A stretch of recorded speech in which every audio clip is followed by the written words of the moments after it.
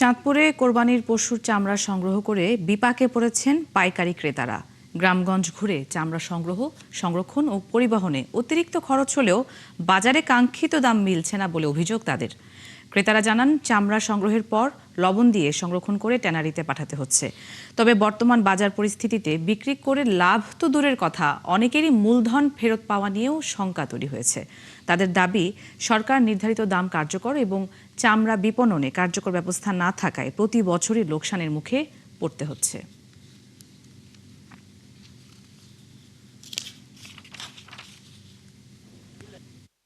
যে দাম লবণের বাজার, যে অবস্থা, লবণের বাজার আগুন, কিন্তু সরকার চামড়ার কোনো রেট দেয় না। এই রেটের চামড়া কিনলে আমাদের চামড়া কোনো পোষা না, তারপরে লেবার কস্টিং খরচ অনেক বেশি। অনেক সময় টাকাও দেয় না, আমাদের হোসে না, আর মাল মিললে লেবারের পয়সা দিয়ে আমাদের হোসে না।